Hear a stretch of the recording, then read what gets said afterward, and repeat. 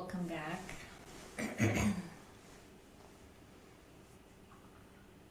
This is the last session of sharing the Dhamma today, as far as I know.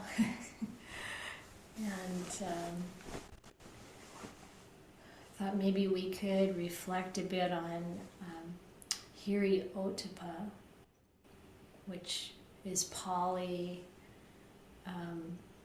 for the two qualities that the Buddha said are the guardians of the world. And the traditional translation is a little challenging for most of us. It's Hiri as moral shame and Ottapa as moral dread. Bhante Sujato translates Hiri as conscience, which I think is a lot more true to what comes to mind, rather than having some kind of feeling of shame, that it's really our conscience guiding us. And he translates Ottapa as prudence, so a care that we take in our decisions and actions. The idea of Hiri and Ottapa being the guardians of the world it's kind of a beautiful, to my mind anyway, a beautiful way of thinking about these qualities, that our conscience, gets pricked when we do something that is a little bit outside or at the edge of our range of what we feel is appropriate, what we want to be, what we want to do. And that's what the Buddha said was extremely valuable, to be able to reflect on our actions and acknowledge them. And then he said that's the basis for our growth and development, our becoming more skillful, and of course more, let's say, susceptible to awakening. And Ottapa being prudence, that's the, instead of dread or fear, it's really the wise understanding of what our choices could lead to, and a very strong, that also includes appamada, this wise forbearance or reflection, and then the Ottapa is this, I really don't want to do anything that's going to bring harm. I don't want the results of that, the harmful results. I thought I'd share a sutta with you. I'm going to share the screen. Conscience and Prudence. So the name of the sutta is Hiri Ottapa, the Hiri Ottapa Sutta. It's in the numerical discourses, the number of discourses 765. So there's 7 things here, not just 2, and it's actually the same kind of chain of cause and effect that we see in other places in the suttas, where the Buddha talks about the transcendent chain of dependent origination, or the transcendent chain of dependency. So one condition being vitally important, crucial to the development of the next thing. And he starts out in the negative here. He starts out by saying, when there's no conscience and prudence, one who lacks conscience and prudence has destroyed a vital condition for sense restraint. So we're not going to be careful about what we take in to the mind if we don't have our conscience and our prudence on board.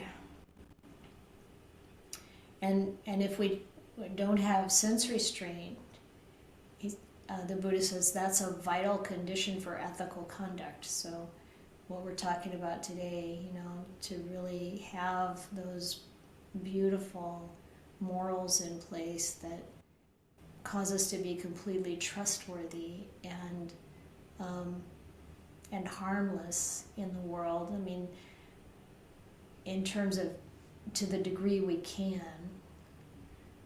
be harmless. Obviously, just living creates harm, but this is a different thing. This is the kind of harm that creates karma, that, we can't help the kind of, harm that might come to insects as we cross the road, but we can avoid intentional harm. And so we can't do it without having our sense restraint, our restraint of what we take in, and also, where our impulses actually are part of it too. So even though this is a vital condition, it doesn't mean it's the only condition. But if we don't have it, if we don't have the conscience and prudence, we won't have the sense restraint, and we won't have the ethical conduct. And he says here that where there's no ethical conduct, we've destroyed the vital conditions for right samadhi. So our meditation is not going to go very far. And I've certainly seen this.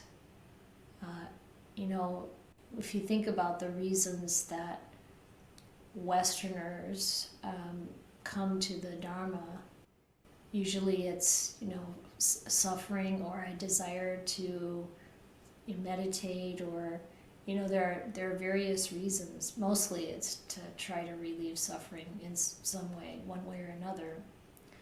And maybe they get a lot of instruction, or they go to meditation retreats and they are focusing on meditation, but not paying much attention to their Sila. And this happens and has happened quite a lot in the past in the West, and it's still, I think, the case of Ajahn Ganha will say that we're focusing too much on samadhi, and he said people, they go into samadhi, but then when they come out of it, they're playing on their phones, or they come out of it and they're fighting with people. And he said then, this is really not right. And I question, so the right immersion, samadhi is not really going to be fulfilled if we don't have the Sila in place. It's not going to come far enough to really give us the knowledge and vision, which is the next condition that's relying on the immersion. And from there, it's on to disillusionment and dispassion, which is a vital condition for knowledge and vision of freedom, so awakening. Now this sequence leaves out a couple of steps that we might find in other places. It actually kind of puts a few things together, like disillusion and dispassion are usually two separate conditions. Depending on the dispassion depends on being disillusioned, etc. But it's the same idea, and it's interesting how much the Buddha uses this. When he said that dependent origination is really so key to understanding the Dhamma, and everything comes from causes, and we can investigate those causes. And I'm not going to read the whole thing, but I want to jump down to the positive chain here. First let's look at the simile. So if we haven't been able to fulfill these conditions,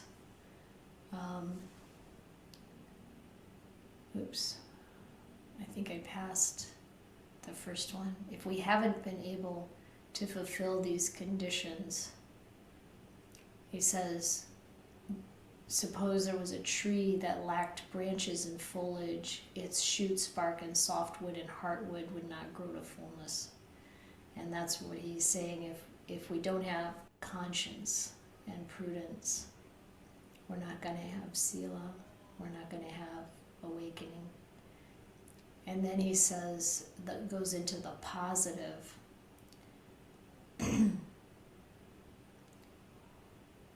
When there is conscience and prudence, a person who has fulfilled conscience and prudence has fulfilled the condition for sense restraint. And that person who has sense restraint fulfills the condition for ethical conduct. Ethical conduct fulfills the condition for right immersion or right samadhi, which fulfills the condition for true knowledge and vision, which brings about being disillusioned and dispassionate, which leads to awakening. So I just thought I'd share that. And then the tree that has branches and foliage, its shoots, bark, softwood, and hardwood would grow to fullness. It's kind of interesting to think about it in that way. Whatever it is we want from the Dhamma, we really need to have the ethics, and then to think about what it is that helps us to live with a really strong,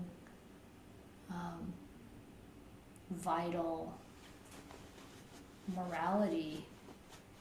That sense restraint is so important. The conscience and prudent, the mental attitude. And it involves being able to see, how's this going to turn out? Where does it lead? I don't know if you've ever been in a situation where you have a really strong desire to do something, get involved in something that isn't good for you or good for someone else. But there's such a strong desire to do it. And if what we're taking in through our senses is, examples of people acting in that way, then we're not going to be as likely to restrain ourselves. And of course, a lot of times this is how we learn the hard way, by creating a lot of suffering. But we can also learn without doing it. We can learn vicariously, thank goodness, and through the teachings to, put these conditions into place. And like I said, I really like going back to that image of Hiri, Ottapa being the guardians of the world. How to make our world safe. We're not going to make samsara safe, but there is a safety that comes in our own development of karma.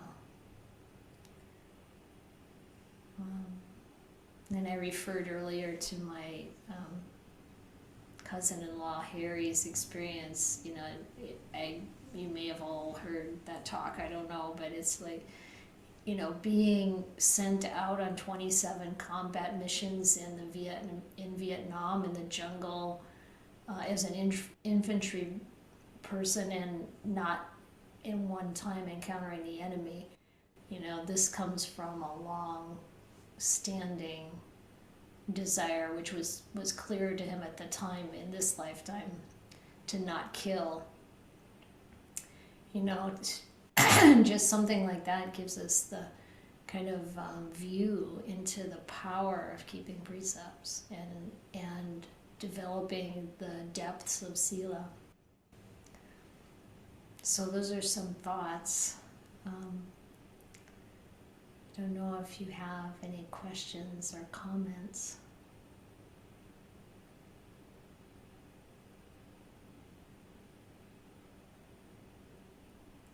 Or dilemmas.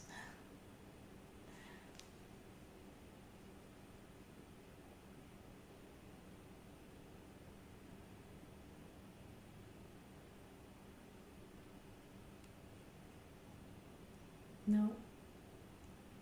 That's good.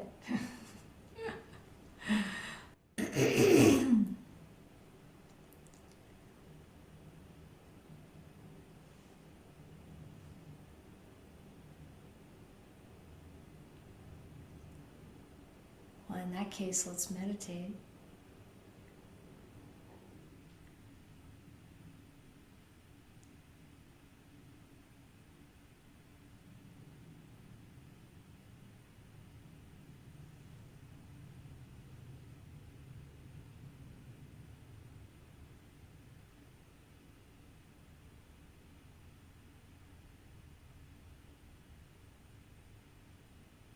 And that's kind of how it works, isn't it?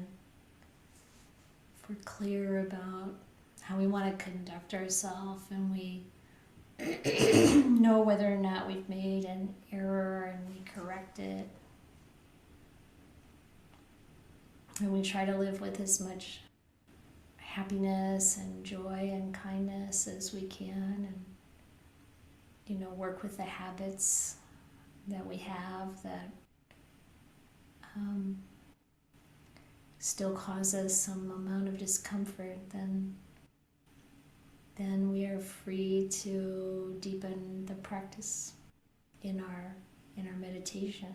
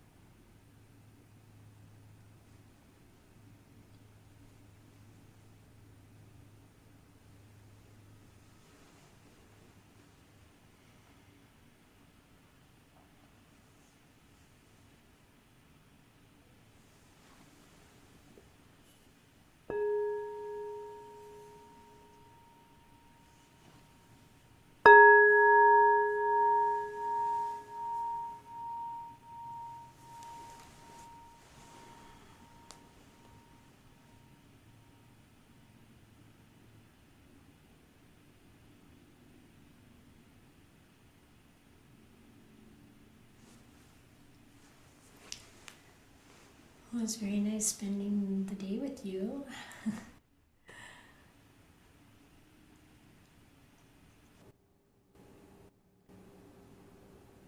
Yeah, for me it has felt like kind of a low-key day. I haven't been, I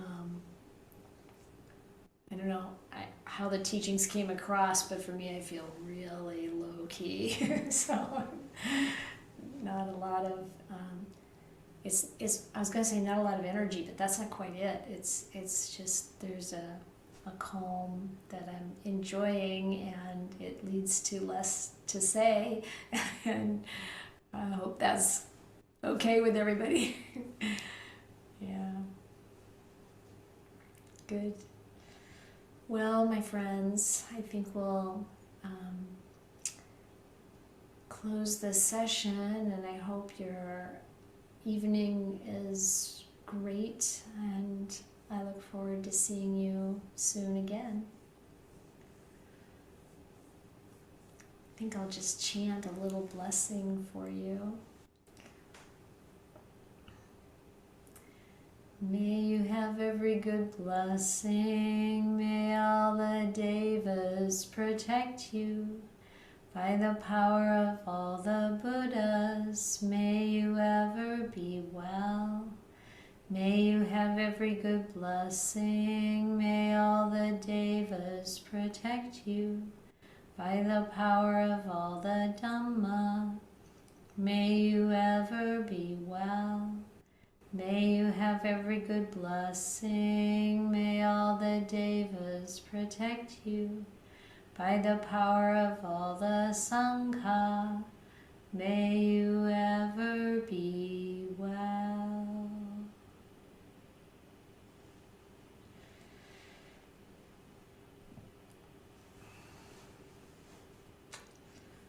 Okay. Take care.